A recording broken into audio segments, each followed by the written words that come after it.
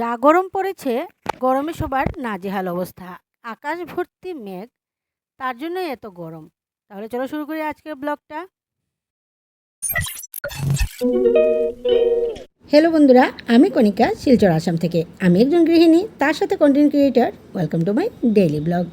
আজ ঘুম থেকে উঠে দেখি ওয়েদারটা খুব সুন্দর। অনেক দিন থেকে চেষ্টা করছিলাম মর্নিং ওয়াক করতে যাব, কিন্তু যাওয়া যাচ্ছিল না। ঘুম থেকে উঠেই দেখতাম বৃষ্টি পড়ে গেছে। কিন্তু আজকের ওয়েদারটা এত চরমরে, দেখেই মনে হলো যে আজকেই সুযোগটা হাতছাড়া কোনো মতেই করা যাবে না। তাই সবাই মিলে চলে গেলাম মর্নিং ওয়াক করতে। একটু গরম, তার সাথে কিন্তু হাওয়া দিচ্ছে, তাই খুব ভালো লাগছে। আর অনেক দিন থেকে যাওয়ার মর্নিং ওয়াক করার চেষ্টা করছিলাম, কিন্তু যেতে পারছিলাম না। শরীরটা একটু ভারী ভারীও লাগছে। তাই ভাবলাম পুজোও আসছে, তার আগে যদি একটু ফিট না হওয়া যায় তাহলে তো নতুন ড্রেস পোশাক পরে সুন্দর দেখাবে না। তাই এখন এই সামার ভ্যাকেশনে একদমই মিস করা যাবে না।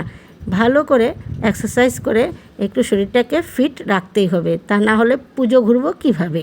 তাই গিয়ে শুরু করলাম হাঁটা, আর তার সাথে এক্সারসাইজ।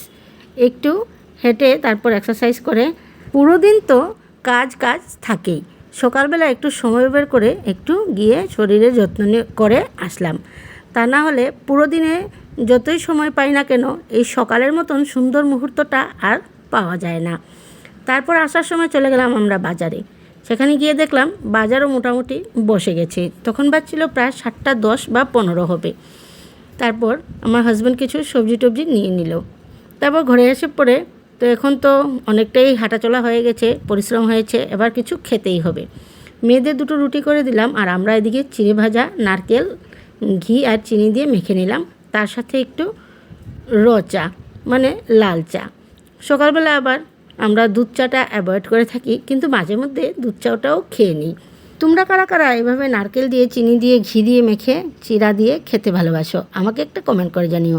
আমার তো খুব বেশি ভালো লাগে, তাই আমি মাঝে মধ্যে নারকেল আসলেই আমি এইভাবে খেয়েই থাকি।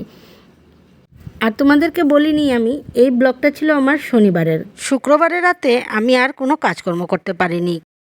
উঠে যে আমি রাতের কাজকর্ম করে রাখবো, মানে রাতের বাসন টাসন মেজে রাখবো, আমার দ্বারা আর কোনো মতেই সম্ভব হচ্ছিল না। সকালে দেখতে পাচ্ছ পুরো ঘর উলটপালট হয়ে গেছে, তার মধ্যে সকালের ব্রেকফাস্টও করা হয়ে গেছে। তাই তো বুঝতে পারছো কাল রাতের কাজ আর সকালের কাজ মিলিয়ে কী অবস্থা আমার রান্নাঘরের। কোনো মতে সকালের ব্রেকফাস্টটা সেরে এবার আমি করব ঘরের ক্লিন। আর দেখতে পাচ্ছ রান্নাঘরের অবস্থাটাই বেশি খারাপ হয়ে গেছে। তাই লেগে পড়লাম এবার রান্নাঘর পরিষ্কার করতে। প্রথমে শুরু করলাম বাসন মাজা থেকে। বাসনটা মেজে নিলেই তারপর বাকি কাজগুলো আমি সুন্দর করে গুছিয়ে নিতে পারবো। রান্নাঘরটা ঠিকঠাক যদি না করি তাহলে দুপুরে রান্নাটা করা আমার দ্বারা অসম্ভব হয়ে পড়ে। তাই আগে আমি রান্নাঘরটাকেই পরিষ্কার করছি। এবার পুরোটাই আমি ক্লিন করে নিয়েছি। এবার আমার কোনো টেনশন নেই। এবার স্নান টান করে আমি পুজো দিতে চলে গেলাম। আর দেখতে পাচ্ছিলে একদম পুরো ঘর একদম উলটপালট হয়ে গেছিলো। রান্নাঘরটা এমনিতেও একটু ছোটো, আর ছোটো হোক কি, আমাদের 4 জনের হিসাবে রান্নাঘরটা ঠিকঠাকই আছে। এর থেকে বড় রান্নাঘর হলে আবার প্রবলেম, কারণ পরিষ্কারও তো রাখতে হয়। এনেছিলাম বাজার থেকে মোচা আর মিষ্টি লাউয়ের ডুগা। এটা দিয়ে আজকের রান্নাবান্নাগুলো সারবো। যেহেতু শনিবার নিরামিষ আমাদের, তাই এগুলোই বাজার থেকে এনেছি। আর আমার শনিবারের ভিডিওটা আজকে আমি রবিবারে দিচ্ছি, রবিবারেরটা আবার দেব সোমবারে। এইভাবেই হয়ে যায়। মাঝে মধ্যে আমি ব্লগ দিতে পারি না, কারণ এডিটিংয়ের অনেক বড় একটা টাফ ব্যাপার। এডিটিং, পুরো দিনের ভিডিও করা, তার সাথে এডিটিং করা, ভয়েস দেওয়া, অনেক সময় লেগে যায়। মোচাগুলোকে আমি ছোটো ছোটো করে কুচি কুচি করে কেটে নিয়েছিলাম। এবার নুন দিয়ে এবার এটাকে প্রেশার কুকারে দিয়ে দিলাম। এদিকে মিষ্টি কুমড়োর ডুগা আর মিষ্টি কুমড়োটা পাতলা পাতলা করে কেটে নিলাম। শুকনো লঙ্কা, কালো জিরে ফোড়ন দিয়ে মিষ্টি কুমড়োটা দিয়ে ডুগাগুলিও দিয়ে দিলাম। তার সাথে দিয়ে দিলাম হলুদ আর নুন। এবার ঢাকা দিয়ে রাখবো। আর এদিকে কিছু পটল কেটে নিয়েছিলাম, যেগুলো ভাজা করব। এক তো নিরামিষ, আবার এদিকে বিকেলে মেয়েদের এক্সট্রা ক্লাস আছে, এদিকে দুপুরে রান্নাবান্না, তাই অনেকটাই চাপ হয়ে যায় আমার জন্য। তাই ভাবলাম আজকে কম রান্নাবান্নাতেই সেরে নিই। কিন্তু যতই কম রান্নাবান্না করি না কেন, খাবারের জন্য তো একটা ভালো আইটেমের প্রয়োজনই আছে।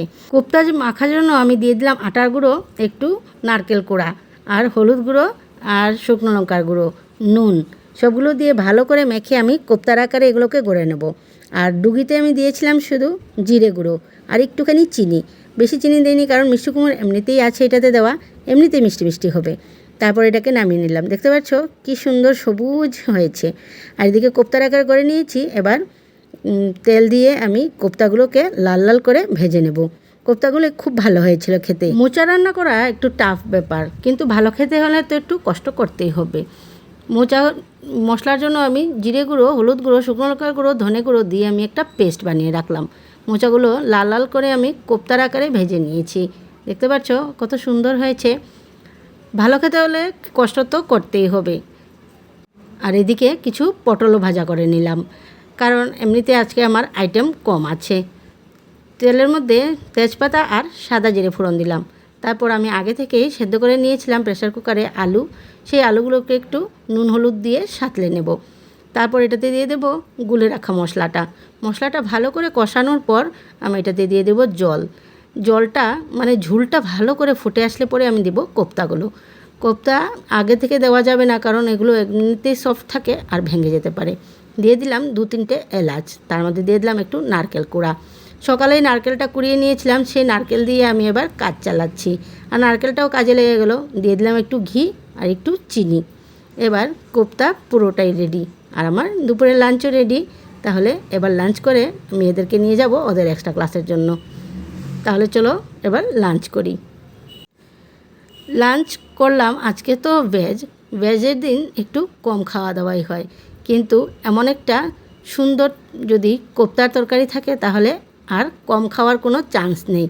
খেতে সময় তোমার একটু বেশি খাওয়া হয়েই যাবে।